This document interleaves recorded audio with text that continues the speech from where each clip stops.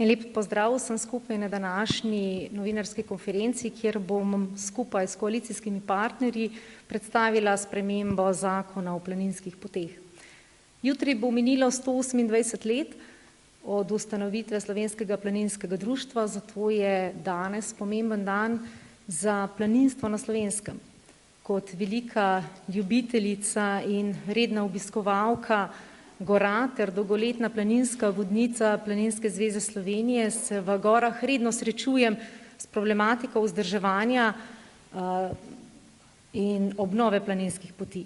Prav tako se na poteh srečujem z markacisti, to so čudoviti ljudje, ki srčno, strokovno in predvsem odgovorno skrbijo za te naše planinske poti.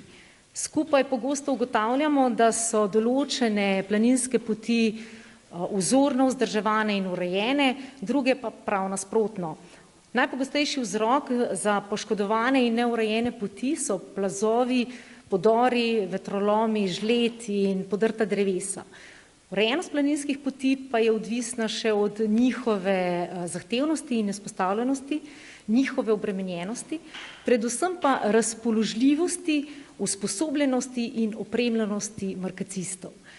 Vzdrževanje in dobra označenost planinskih poti je predpogoj za varno gibanje v hribovitem in gorskem svetu. Ne smemo pozabiti, da samo dobro označene in vzdrževane planinske poti zmanjšajo potencialne nevarnosti za naše pohodnike.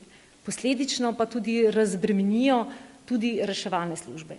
Verjamem, da vsi poznamo občutek, ko ob planinski poti zagledamo Knafelčevo markacijo ali tablo, ki nam korektno predstavi vse potrebne informacije, kot pa nasprotno, ko tega ni. Redko nas zanima, če nas sploh kdaj zanima, kdo skrbi za to infrastrukturo, koliko to stane, koliko prostovoljnega dela je za to potrebnega. V nasprotnem primeru, ko poti niso urejene, prehodne varovala niso pritrjena, pa hitro iščemo krivce, se jezimo, obsojamo, zakaj je takšno stanje. Obnova in vzdrževanje planinskih poti sta zelo zahtevni nalogi iz več vidikov. Najbolj pomemben je kadrovski vidik, število markacistov upada, hkrati pa se povečuje njihova starost. Med mladimi planinci pa se interes za to dejavnost vztrajno zmanjšuje. Drugi vidik je finančne in materialno-tehnične narave. Markacisti so pri upravljanju svojega dela vse prevečkrat prisiljeni uporabljati svojo opremo, svoja prevozna sredstva, svojo zaščitno opremo in sredstva za delo. Za nameček pa so med opravljenimi deli velikokrat deležni kritik pohodnikov, zakaj morajo urejati poti ob vikendih, ko je največja gneča. Markacisti to delo opravljajo prostovoljno in ob svojem prostem času. Problem je tudi pri nabavi tehničnega materiala za označevanje poti, njihovo obnovo in vzdrževanje, kot so kovinske table, jeklenice, drogovi, klini in podobno. Pomanjkanje finančnih sredstev se tako odraža v slabšem vzdrževanju poti, ki ima za posledico zmanjšanja varnosti ali pa celo zaprtje določenih poti. V pogovoru s kolegi vodniki, markacisti, vodstvi planinskih društev in vodstvom Planinske zveze Slovenije sem ugotovila, da je to področje urejeno v zakonu o planinskih poteh, vendar ni posebej definirane sistemskega vira financiranja. Financiranje je bilo razdeljeno med več nosilci in zato v praksi ni nikoli zaživelo. Nobeden od zakonsko pristojnih ministrstev v 14 letih ni zagotovilo namenskih proračunskih sredstev. Zato pozdravljam pripravljenost ministra Zdravka Počivalška, ki je pristojen tudi za turizem, da bo zagotovil namenska sredstva za vzdrževanje planinskih poti.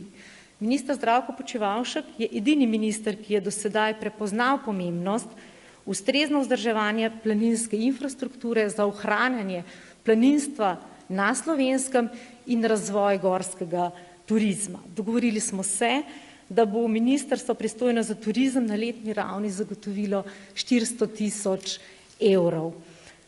Zato sem danes kot prva sopodpisana v sodelovanju s koalicijskimi partnerji in poslancema narodnih skupnosti vložila v parlamentarno proceduro prvo novelo zakona o planinskih poteh. Namen sprememb in dopolnitev zakona je nadgraditi oziroma operacionalizirati obstoječi zakon o planinskih poteh. S predlogom zakona se tako zagotavlja sistemski vir financiranja tega področja. Rešitev te problematike je v povezovanju, razvijanju in reševanju tudi našega turizma, predvsem v preusmerjanju turistov v hribovsko-gorske destinacije. Ključni element za promocijo tega turizma pa je primeren in varen dostop.